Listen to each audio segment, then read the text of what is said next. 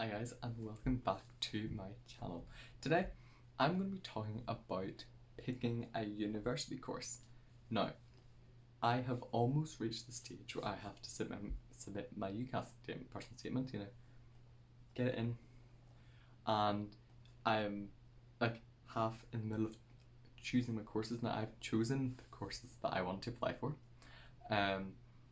which I'll talk about later in this video, but first I want to talk about how to choose the university course that you want to do. So, there are so many universities, and there are like thousands of different courses, and each one is slightly different. There's no two courses that are exactly the same, so they're all slightly different. So of course you're going to want to pick one that you think is right for you, and it is hard to know because you haven't been there. It's not something you're used to. It's not something you've ever known before, and it's kind of like the final funnel, if you know what I mean. So you've got GCSEs and you've got A levels and then you've got university. It's like the end of the funnel. So let's go to number 1. Have your most interested subjects. So if you are at GCSE, probably better. Have like your favorite 5 subjects or whatever. If you're at A level, I mean your 3 or 4 subjects. Those are the ones you're going to go with. But these are your baseline for university choices. Oh, you're going to hear that happening the whole time. Just put that out there. So yes, these subjects are your baseline.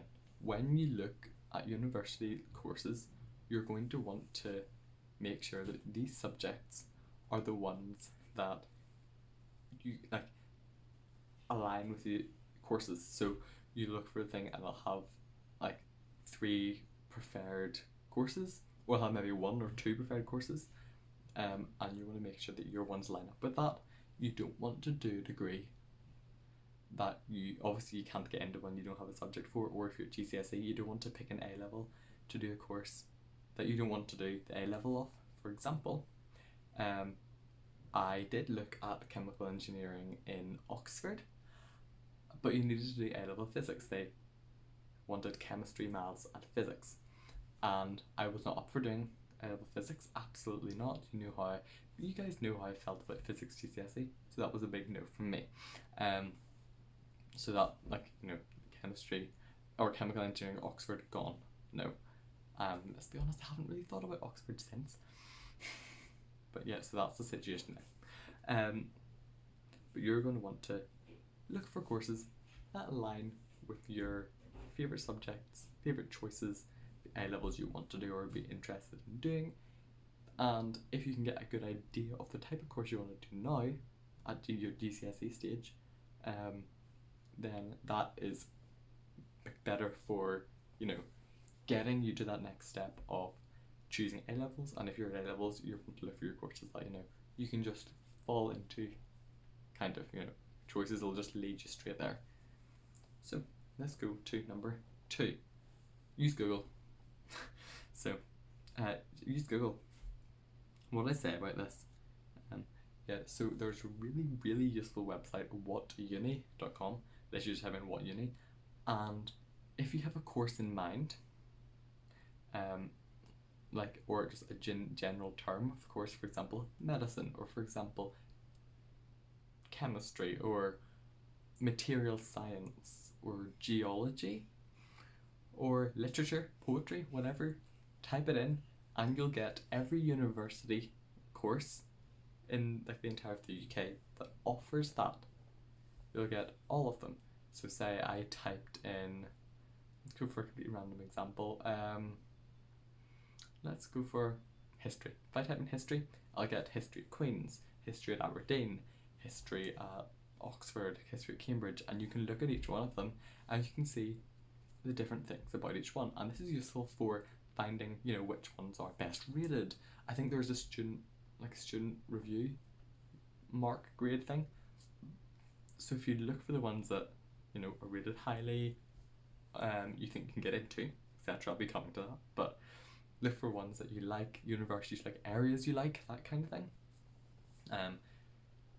I did use this just to have a look at more courses, but I'm kind of settled on a university, which I'll talk about later.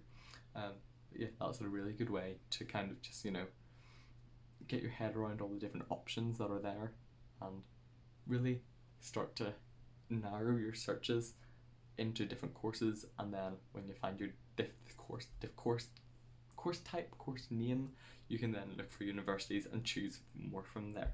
So number 3, if you have your course, type of course you want to do, and you've got like 10 different versions of the similar course, what you need to do is look at the course content. So I looked at, it was chemistry at Oxford, I think it was, and there was some weird thing about you have to do a chemistry module, but there's other modules you have to do that aren't necessarily chemistry, and I didn't like that. I was like, absolutely not, does that rule out Oxford chemistry? I looked at Queen's chemistry, and it's like, you have to do this. I was like, fair enough. Sounds like A level, but obviously a lot harder. And then it's like, next year you get to pick from these groups. So going, okay, that's interesting. And I loved the chemistry Queen's course. I looked at various other things. Medicinal chemistry at Queen's, I looked at, and it's like, oh, this is even better than chemistry because it brings in the biology I'm interested. So if you look at the course content, but make sure you look at every single year, because you don't want to just look at first year, because you're not going to be there for 1 year, you're going to be there for 3, 4, 5 years. So you want to be doing a course that you will think you will enjoy every year of. And that is vitally important for choosing the ones that you want to do. And if you can kind of rank them at this point, it's also a good idea to be like, so yeah, Oxford medicinal or Queen's medicinal chemistry is my number 1, and then maybe Queen's chemistry is my number 2. Then we go for number 4, which is grades and requirements. Can you fulfill the grades? Do you think you can fulfill the grades? Are you willing to go through the requirements?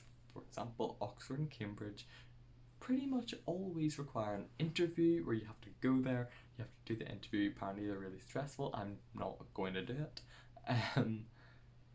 Nursing usually requires an interview. There's a lot of courses that usually will require an interview, and if you don't want to do an interview necessarily, you don't want to apply for the course. Now obviously if you really want to do that course, you kind of have to just go through the interview, but you know, if you don't want to do the interview, you don't want to apply for those kind of courses. Do you think you can get the grades? What are your predicted grades at the minute? How are you doing? How are you doing at GCSE? How do you think you'll be able to do A level, etc.? Like, is your course A star, A star, A star? Oxford and Cambridge. Is the course AAA? Is the course ABB? Is the course BBC? Different universities have different grades. Some are easier to get into than others, just depending on how many people want to go to that one university for that one course. And sometimes the teaching is the same, but it's just, you know, the way people want. So yeah, different universities will have different grades based on, like, just basically how many people want to go there. And it's not even the teaching or the quality of the university, it's just maybe just the area or where it is. For example, the universities in Wales might have different grade requirements than England because more people want to go to England than Wales, or you know what I mean. It's just, it doesn't, because the grade is BBC doesn't mean the course or the teaching's any worse than AAB. You know what I mean? It's all the same. And then number 5, and the last point about choosing is, what extra things are there?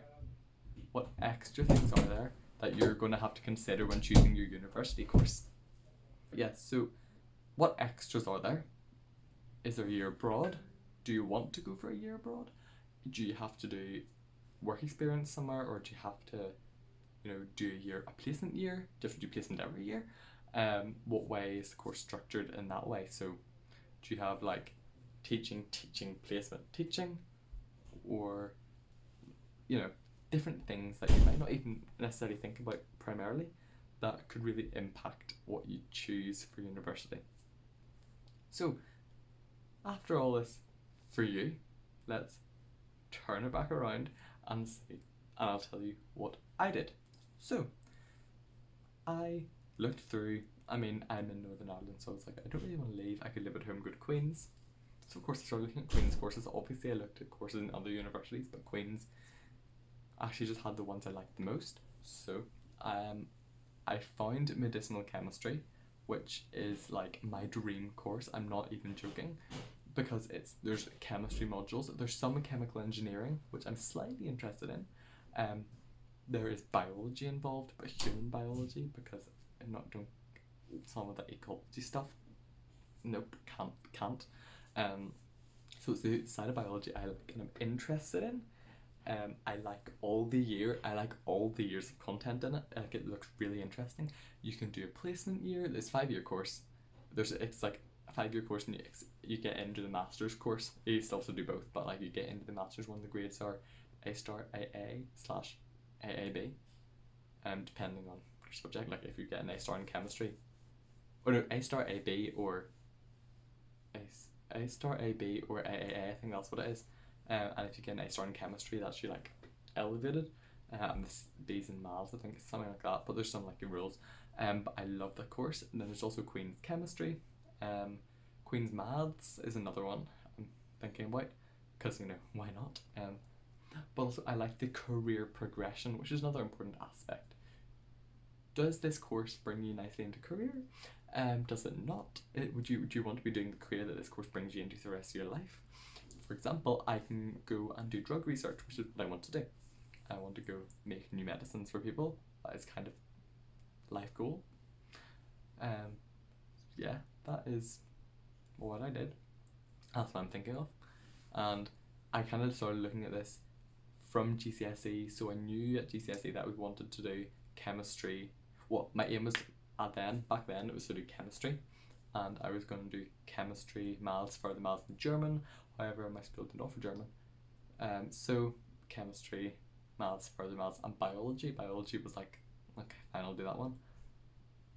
Someone is coming to be taught. That was by my mum. My mum tutors maths. No, it's like chemistry, biology, maths, further maths, and biology is like the extra one. But I know I'm really glad I chose it, because it qualifies me to do medicinal chemistry, which is great. If all things will work out, you'll find a course that does fit all of your criteria, and that's really all you can ask for. So, if you enjoyed this video, there's a thumbs up button. Subscribe down below. It literally takes a second, and it really supports me and makes me really happy. So yeah, if you've got anything to ask, comments down below. I do try to reply to as many comments as possible. But thank you all for watching, and I'll see you all again later. Bye.